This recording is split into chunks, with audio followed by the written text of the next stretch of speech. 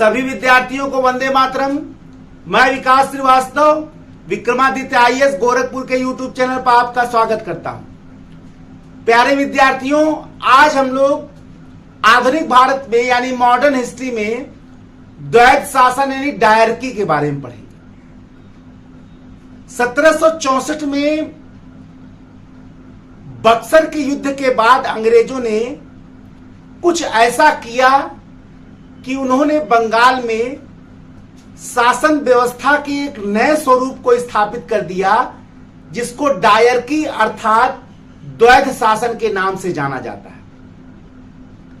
भारत में क्लाइव द्वारा किया जाने वाला एक बड़ा घृणित कार्य या घिनौना कार्य था, और क्लाइव ने अपने कुटिल रणनीति के माध्यम से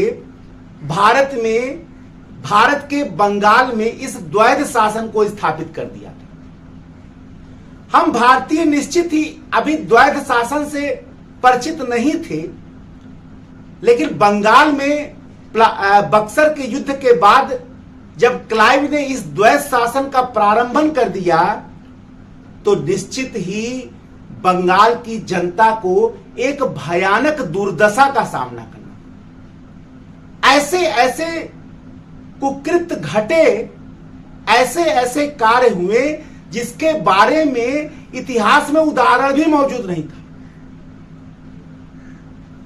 बक्सर के युद्ध के बाद स्थापित बंगाल में द्वैध शासन ने निश्चित ही भारतीयों को पहली बार इस घिनौने शासन प्रणाली की जानकारी भारतीयों को प्राप्त हुई।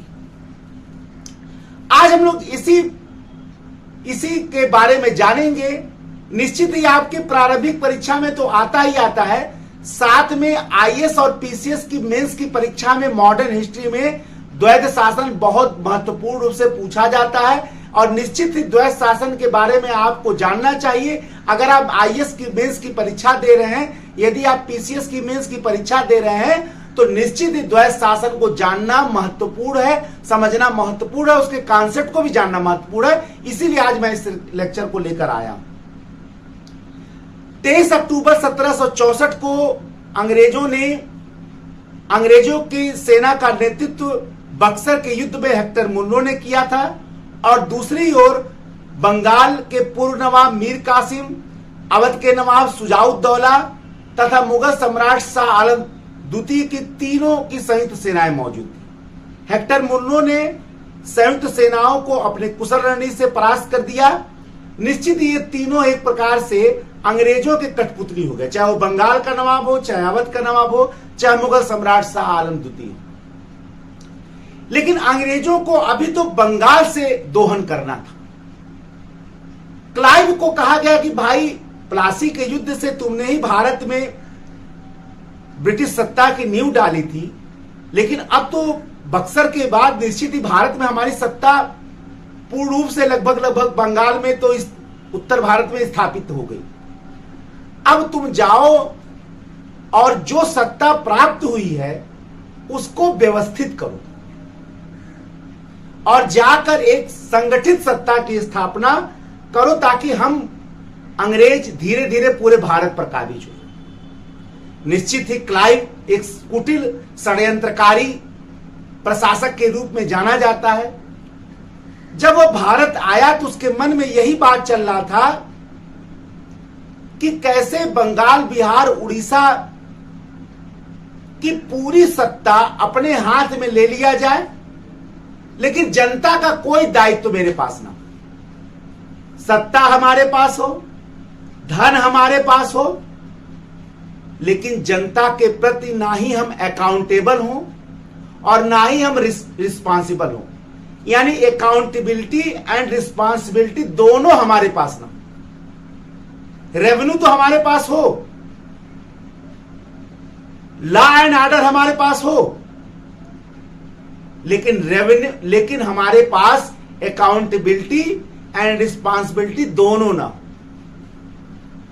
और जब रिस्पांसिबिलिटी किसी के पास हो और रेवेन्यू किसी के पास हो और लॉ एंड ऑर्डर किसी के पास हो, तब वहां उत्पत्ति होती है डायरकी अर्थात द्वैध शासन की। ब्रिटिश ऑफिसर लियोनिल कार्टिस, ध्यान से इसको सुनिएगा, ब्रिटिश ऑफिसर लियोनिल कार्टिस को द्वैध शासन का जनक माना जाता है। भारत में सबसे पहले द्वैध शासन का प्रारंभ बंगाल में किसने किया था? क्लाइव ने किया था। 1764 में बक्सर के युद्ध के बाद जब क्लाइव भारत आया तो उसने 1765 में सबसे पहले इलाहाबाद की संधि की, इलाहाबाद की संधि की। और इलाहाबाद की संधि दो लोगों से की। पहली संधि इलाहाबाद की प्रथम संधि कहलाती है, जो क्लाइव ने मुगल सम्राट शाह आलम द्वितीय से किया। दूसरी संधि इलाहाबाद की द्वितीय संधि कहलाती है, जो क्लाइव ने किससे किया? अवध के नवाब शुजाउद्दौला से किया। इलाहाबाद की प्रथम संधि से क्लाइव ने 26 लाख रुपए वार्षिक पेंशन पर मुगल सम्राट शाह आलम द्वितीय से बंगाल, बिहार, उड़ीसा की दीवानी प्राप्त कर ली।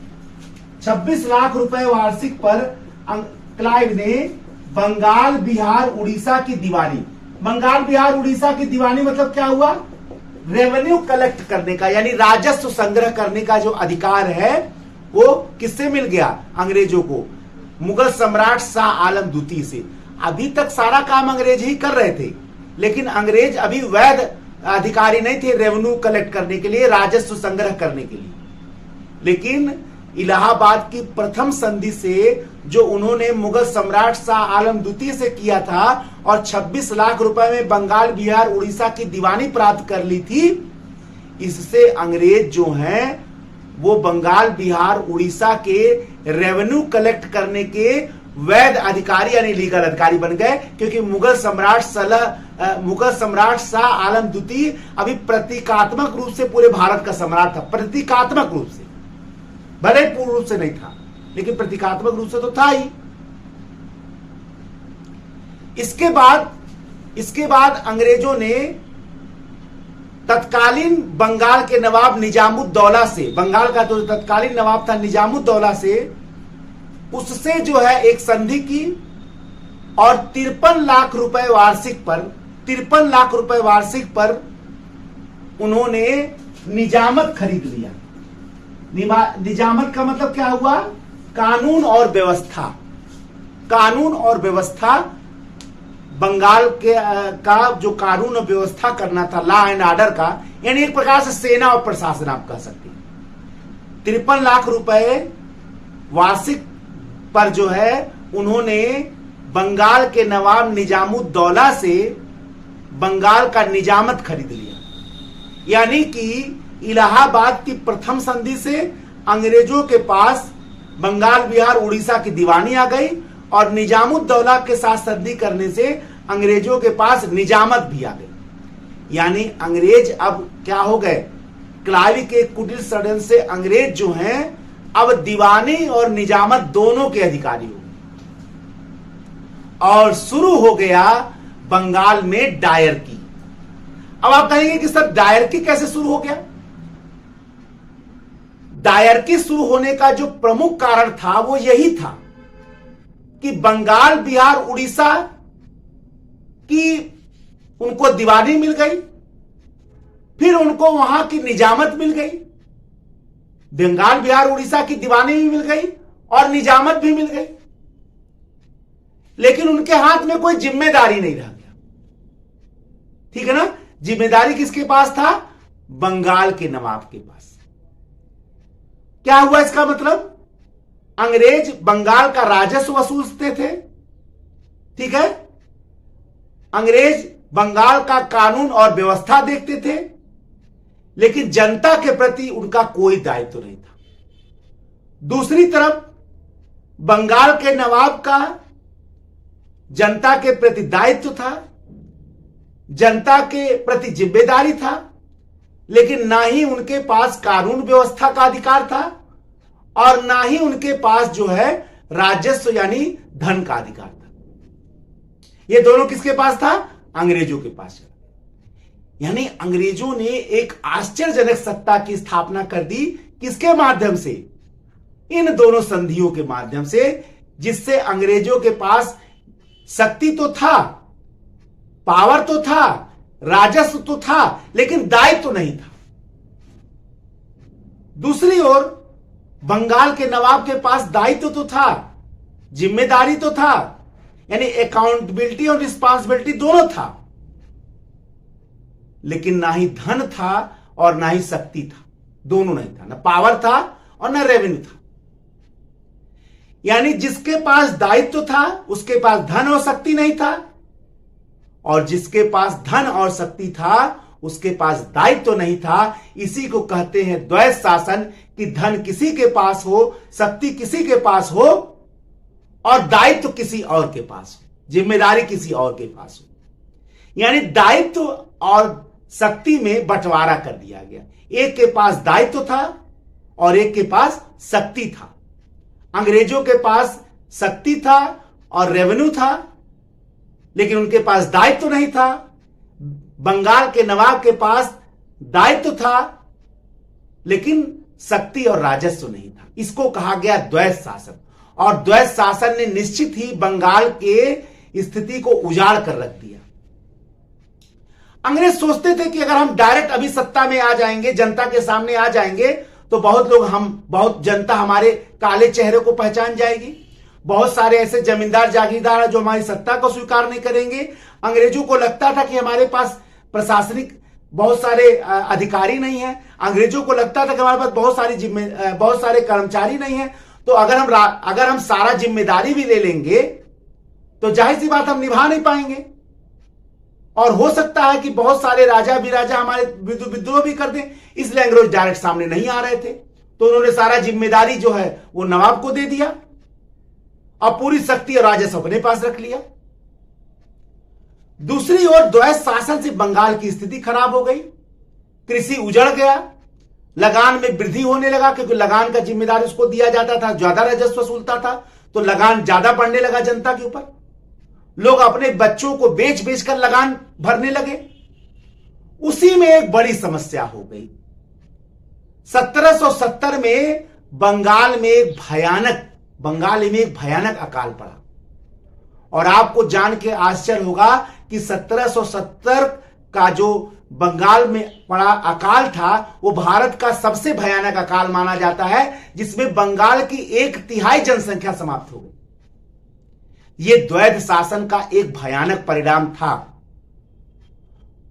आपको जानकर यह भी आश्चर्य होगा कि के.एम. पडिक्कर जो इतिहासकार थे, उन्होंने माना कि 1765 से 1772 के बीच में ईस्ट इंडिया कंपनी ने बंगाल में डाकुओं का राज स्थापित कर दिया था। एक ब्रिटिश नागरिक जॉर्ज कार्नवाल ने यह माना था कि 1765 से 1784 के बीच अंग्रेजों की जो ईस्ट इंडिया कंपनी की जो बंगाल में सरकार थी, वो दुनिया की सबसे भ्रष्ट, सबसे झूठी सरकार थी, जो किसी भी सभ्य देश में कहीं भी नहीं थी, जितना ईस्ट इंडिया कंपनी ने बंगाल में स्थापित कर रखा था। निश्चित ही भारत के इतिहास में द्वैध शासन एक भयानक शासन प्रणाली साबित हुआ। यही कारण है कि जब भारत में वॉरेन हेस्टिंग्स 1772 में आया, तो उसने ही डायरेक्टरों के निर्देश पर भारत में बंगाल में द्वैध शासन को क्या किया, समाप्त कर दिया, और पूरे अधिकार और शक्ति दायित्व अपने हाथ में ले लिया। यानी जिस 1765 में जिस द्वैध शासन की स्थापना क्लाइव ने किया था, वॉरेन हेस्टिंग्स ने उसको क्या किया, समाप्त कर दिया। यानी भारत के इतिहास में द्वैध शासन निश्चित ही एक भयानक परिणाम उत्पन्न करने वाला था। एक नए लेक्चर में आपके समक्ष में पुनः उपस्थित होऊंगा। तब तक के लिए जय हिंद, जय भारत, वंदे मातरम। धन्यवाद।